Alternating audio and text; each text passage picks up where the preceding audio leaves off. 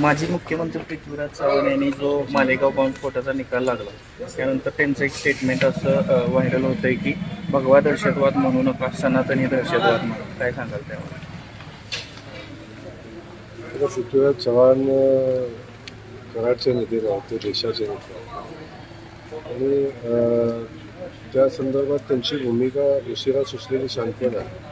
पण आता पूर्वी भगव्यावर बोलत होते आणि भगवा दहशतवाद म्हणून हीच लोक बोलत होते. पण आज अख्खा देश आपण सगळ्यांनी बघितला असेल की जेव्हा या प्रकारचा मालेगावमध्ये जो भगवा दहशतवाद म्हणून दहशतवादी म्हणून ज्या पद्धतीनं या लोकांच्या कारवाई करायचा प्रयत्न केला, कोर्टाने त्यांना चक्राट दिली आहे. तपास अधिकाऱ्यांनी पण चक्राट त्यांना तो स्फोट केला आणि आदरणीय मोहनजी भागवत साहेबांच्यावर कारवाई करण्यासंदर्भातला दबाव होता हेही त्यांनी स्पष्ट केलेला आहे. त्यामुळे अशा पद्धतीनं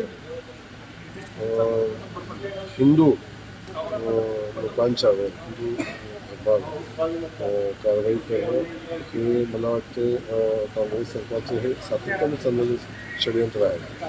त्यामुळे आपण बघितलं असेल की आज जो कोर्टाने दिलेला निकाल आहे, काल परवाचा कोर्टाने निकाल दिला, तो खऱ्या अर्थाने हिंदू दहशतवादी असू शकत नाही, हिंदू दहशतवादी कधी असू शकत नाही, अशा पद्धतीचं आपण सगळ्यांनी अनुभव घेतलेला आहे. आणि भगवा ध्वजासंदर्भातला जो विषय आपण सांगितला, हीच लोक भगवा आतंकवाद म्हणून बोलणार. छत्रपती शिवाजी महाराजांच्या स्वराज्याचा ध्वज भगवा आहे. आज आपण भगवा ध्वजाचा एवढा आपल्याला अभिमान आहे. अशा ध्वजावरही या लोकांनी कधी बोलायचं सोडलं नाही, राजकारण करायचं सोडलं नाही. आता मला वाटतं तेव्हा ते उशिरा सुशिरा सांगताना दिसतं. या निकालानंतर काँग्रेस नेत्यांकडून असं म्हटलं जातं की मुंबई बॉम्बस्फोटातील आरोपी जे सुटलेले आहेत त्याच्या विरोधात तुम्ही कोर्टामध्ये गेला वरच्या, तर आता या मालेगावच्या प्रकरणामध्ये तुम्ही जाणार आहात का, असं या महायुती सरकारला प्रश्न विचारला. महायुती सरकारनं काय बोलावं, महायुती सरकारवर त्यांनी काय बोलावं त्यांचा अधिकार, परंतु आपण सगळेजण वस्तुस्थिती जाणून आहे.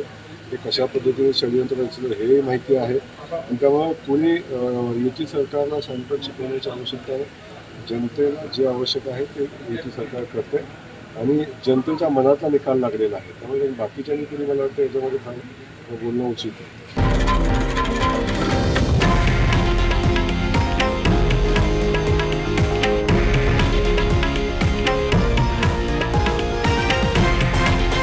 हे आहे देशातील नंबर 1 न्यूज नेटवर्क आणि आपण पाहत आहात TV9 मराठी, एकमेव.